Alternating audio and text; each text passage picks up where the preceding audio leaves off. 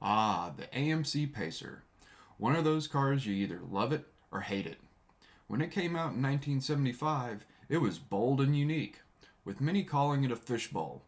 Even AMC itself said some people might not like it. It would take a long time for these to even be remotely considered cool, with most just thinking, if you're gonna spew, spew in this. Speaking of spew, when it got a styling update for 1978, it even got worse.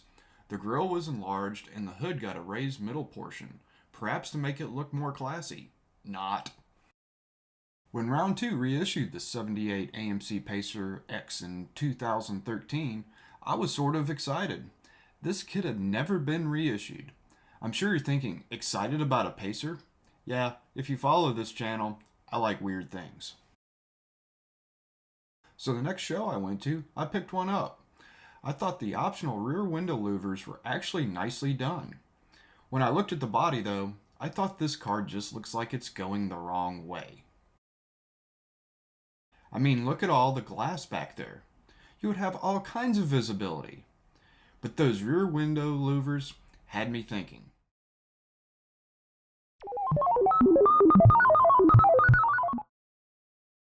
They look like they would make great armor. So I decided to go full Mad Max and turn this one backwards and make a Pacer suitable for the post-apocalyptic world. I needed some parts though. Looking around the stash, I had just picked up one of these crew chiefs at the Hobby Lobby with a coupon. It has a decent 4x4 chassis that was good enough, but the wheels and tires were pretty wimpy.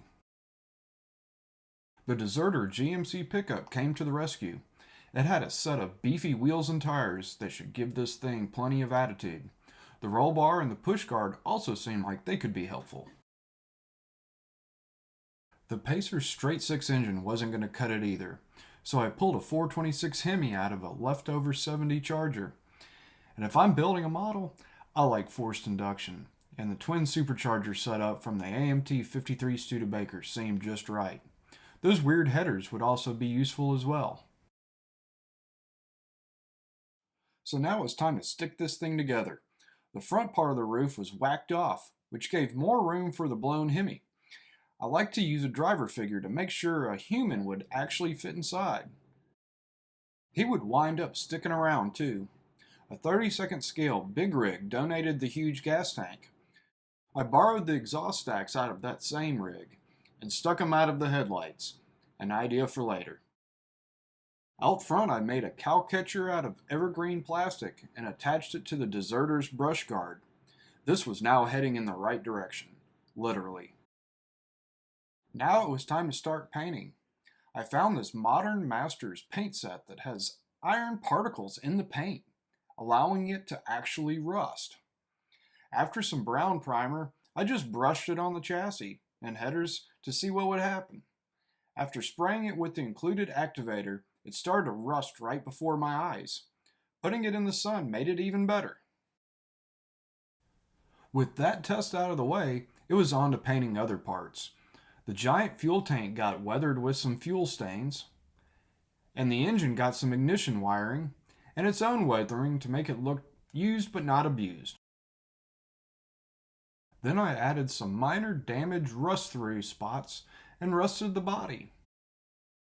Out back I felt it needed something intimidating, so I scratch-built a rear bumper complete with several panel nails for rear defenses. When researching Pacers, I came across this AMC show car called the Stinger, and I thought this project needed a paint job something like that. Then it was off to plan that job. It was first painted with some Tamiya yellow I had around. I didn't need it to look real good. In fact, I put a bit of salt and hairspray down first to let some of the rust base come through. Then it was masked for the black, with more salt and hairspray added before that paint. For my first time trying the salt and hairspray technique, I felt it came out pretty good. All that was needed now was final assembly and probably a few details here and there. I was happy to find another wheel and tire in the parts box because it really needed a spare. I found some pre-weathered chain at the hobby shop and used that to secure it. A battery was added along with a beat up toolbox, and an extra gas can seemed appropriate. I kept the driver figure. He's hard to see behind all that armor, but he has a helmet that matches the car's paint scheme, complete with bull horns. Underneath is just rust and cobbled together parts. The interior floor is actually landscaping fabric, painted and rusted with the modern Masters set. The side steps are some random photo etched bits I hastily wrapped around evergreen tubing. They look sharp, rusty, and dangerous. It looks ready to clear the road with the cowcatcher up front. Off-road lights were sourced from Czech truck models. They are some of the most realistic in the hobby. Additional chipping to the louvers was done by scratching the black enamel paint while it was still soft to reveal the silver lacquer underneath. Out back is what gives this model its stinger name. The defenses of this car include the ability to put it in reverse, stab the adversary, then use the flamethrowers located in the headlight bezels to set them on fire. Then you could put it in forward gear and make a clean getaway. This was a super fun model to build, and it's not my typical style. But what is my typical style? I really enjoy doing terrible things to awful cars, and that's what's so great about this hobby. The only limitation is your imagination. I hope you pick up some tips from this video, and be sure to like, comment, subscribe. You know what to do, because I have all kinds of model car stories to tell. Thanks for watching.